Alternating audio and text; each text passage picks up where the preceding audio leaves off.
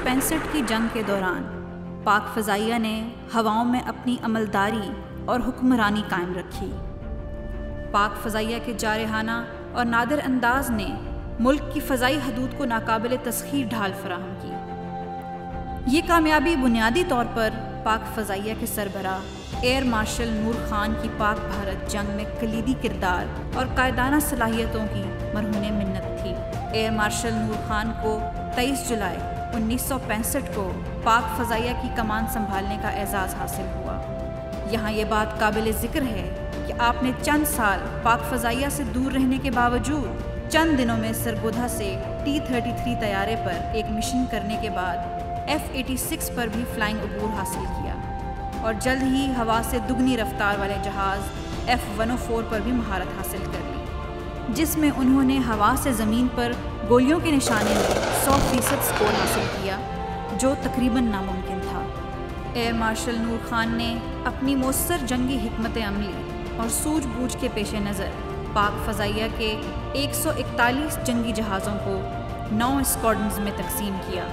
पाक फ़ज़ाइया के इस जंगी बेड़े को 30 मुख्तलिफ ट्रांसपोर्ट ट्रेनर्स और हेलीकॉप्टरों की भी मदद हासिल थी। इस मुकाबले में भारतीय फ़ज़ाइया के पास लगभग 775 जंगी तैयारे थे, जो 29 स्क्वाड्रन्स में तकसीम किए गए थे, जिनमें 500 से ज़ायद तैयारे फ्रंट लाइन के तौर पर इस्तेमाल किए जा सकते थे। दोनों मुल्कों की फ़ज़ाई क़ुव्वत का मुकाबला किया जाए तो ये तनासुब 5-1 का बनता था।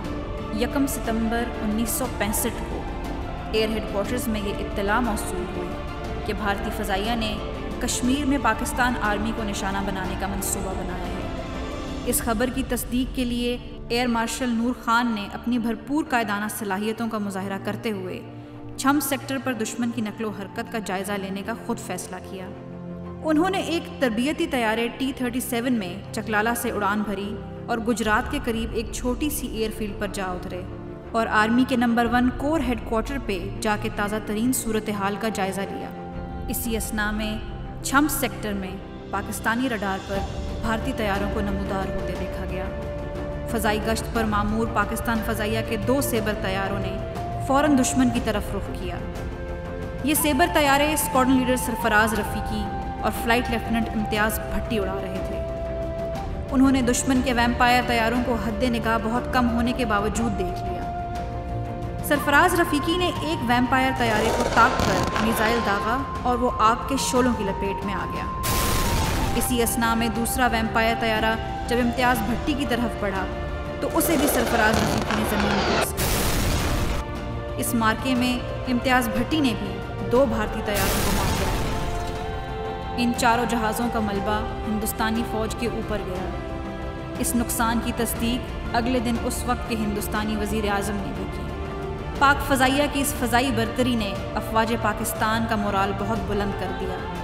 पाक फ़ज़ाइया की पहली कामयाबी ने कौम के जहनों में ये बात डाल दी कि पाक फ़ज़ाइया के होते हुए हमें भारतीय फ़ज़ाइया की फ़िक्र करने की ज़रूरत नहीं।